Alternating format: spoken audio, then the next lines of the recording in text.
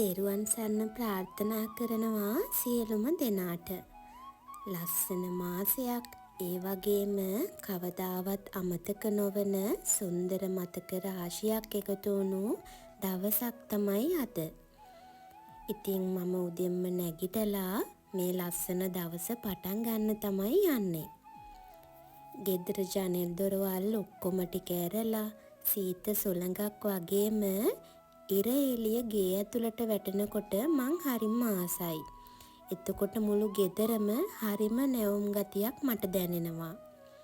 උදේ වරුවේ මං ආසම කරන කාලයක් තමයි හිරු එළිය ගේ ඇතුළට වැටෙන මේ හෝරා කීපය. වැඩ ටික හරිම කඩිසරව කරගන්න පුළුවන් කාලයක් තමයි මේ උදේ වරුව කියන්නේ. ඉතින් මේ ලස්සන දවස ගැන මං ඔයාලට කියලා ඉන්නම්කෝ. ඉතින් අපි දෙන්නගේ 7 වෙනි විවාහ සැමරුම තමයි අද. ඉතින් ඒ වසර 7 පුරාම අපේ ආදර කතාව හරිම ලස්සන සුන්දර ආදර කතන්දර ගොඩාක් අපේ ජීවිතේට එකතු වෙලා. ඒ වගේම ඉදිරියටත් ලස්සන ආදර කතා ගොඩකින් අපේ ජීවිතේ තව තවත් ලස්සන වෙයි කියලා අපි හිතනවා. ඉතින් හැමදාමත් වගේ මොන වැඩේ කරන්නත් කලින් මං ඉස්සෙල්ලම කරන්නේ උතුම් වූ බුදු පියාණන් වහන්සේගේත් යශෝදරා තෙරණින් වහන්සේගේත් ආශිර්වාදය ලබා ගන්න එක. මං තදින්ම විශ්වාස කරන දෙයක් තමයි මං අදහන බුදුදහම. ඉතින් ඒ ආශිර්වාදයම ඇති අපිට අපේ ජීවිතය තුළ ආදරේ පුරවාගෙන සතුටින් ජීවත් වෙන්න ලැබුණු එකට. ඉතින් අප බුදු පියාණන් වහන්සේටත් යශෝදරා තෙරණින් වහන්සේටත් උදෑසන ගිලන්පස පූජාව පූජා කරලා අපි ආශිර්වාදය ලබා ගත්තා.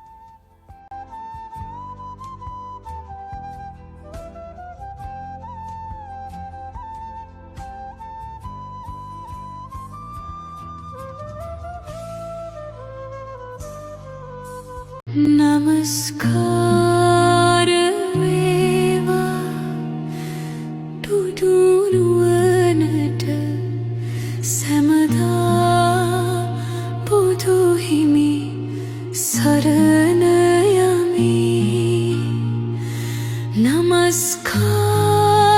වේවා භම්රුවනට සැමදා සදහම් සරණ යමි.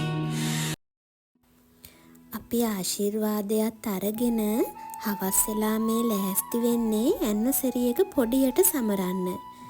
ඉතින් හැමදාමත් මං ඔයාලට කියනවා වගේ මං කවදාවත් ලොකු දේවල් බලාපොරොත්තු වෙන කෙනෙක් නෙමෙයි. හැබැයි මගේ ජීවිතේ සොඳුරුම මතක මං ඉස්සර ඉඳලම එකතු කරන කෙනෙක්. ඒ වගේම තමයි හැම විශේෂ දවසක්ම එක ෆොටෝ එකක් හරි ගහලා මං මගේ මතක පොතට එකතු කරගන්න කෙනෙක්. ඉතින් කවදා හරි දවසක අපි වයසට ගිහින් හරි මේ ලස්සන මතක අපේ දරුවොත් එක්ක බලනකොට කොච්චර සතුටුද.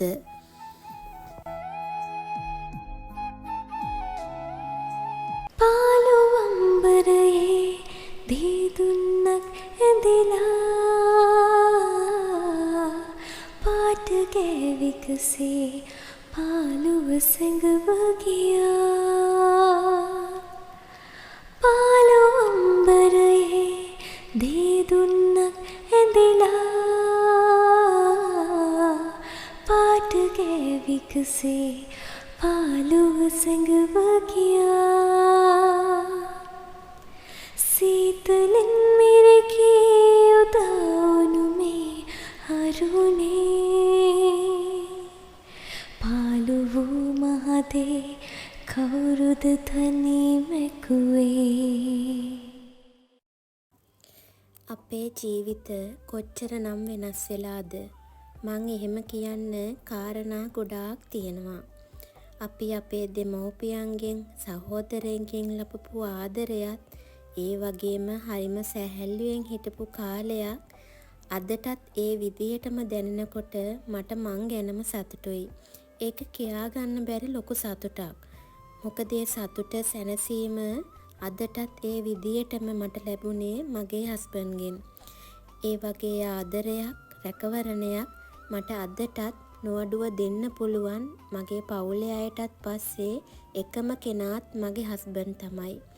ඇත්තටම මගේ ජීවිතේට සතුට අරන් ආවෙත් එයා. කවදාවත් මාව හිර නොකරපු, නීති දාලා තද නොකර හිටපු, මට සෑහෙන්න ආදරේ දීපු මගේ ජීවිතේ වටිනාම කෙනාත් මගේ හස්බන්ඩ්. ඒ වගේම තමයි මගේ හැම වැඩකටම මගේ ළඟින් ඉඳන් මට උදව් කරලා මාව සනසපු එකම කෙනාත් මගේ හස්බන්ඩ්. ඒ වගේ ලස්සන පිරිමි හදවතක් මට දීපු එයාගේ දෙමෝපියන්ටත් ගොඩාක් ස්තුති කරනවා. ගැහැණු හිතක් හරි ලස්සනට බලාගෙන ඒ ගැහැණු හිතට ලස්සන ආදරයක් දෙන පුතෙක් බිහි කරාට.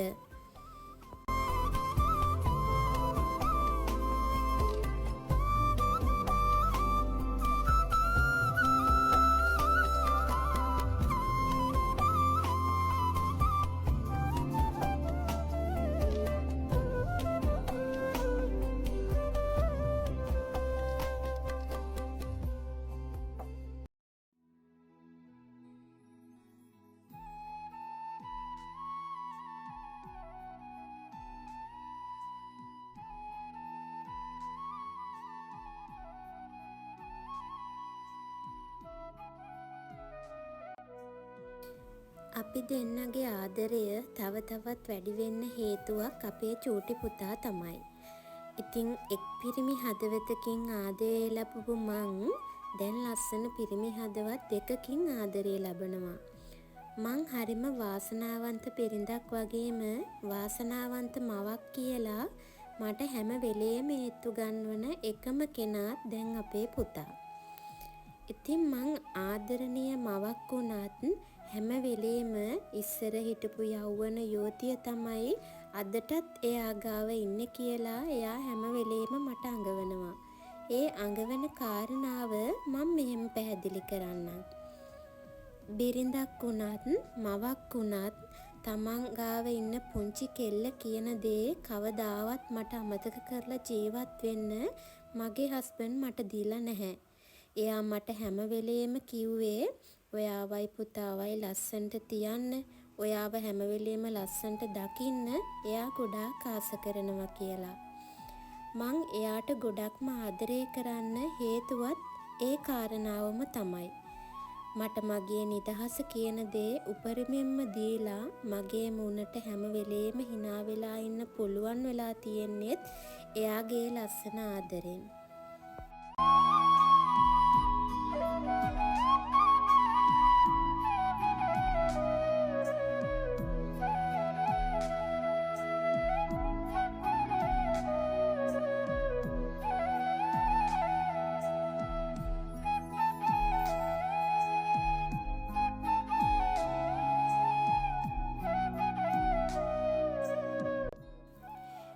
මාව දරාගෙන එදා දුන්නු ආදරය අදටත් ඒ විදියටම දෙන මේ ලෝකේ උතුම්ම පදවියත් මට දුන්නු මගේ මුළු ලෝකෙම ඔයා.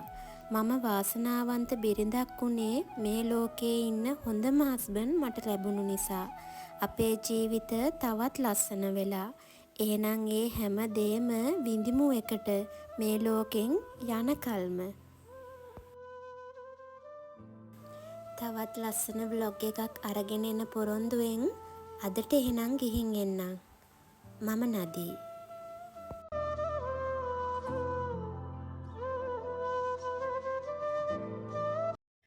සුහිත සඳේ රැට නුබේ පාලුම කාලා සේද වලාවෝ කැවසීලා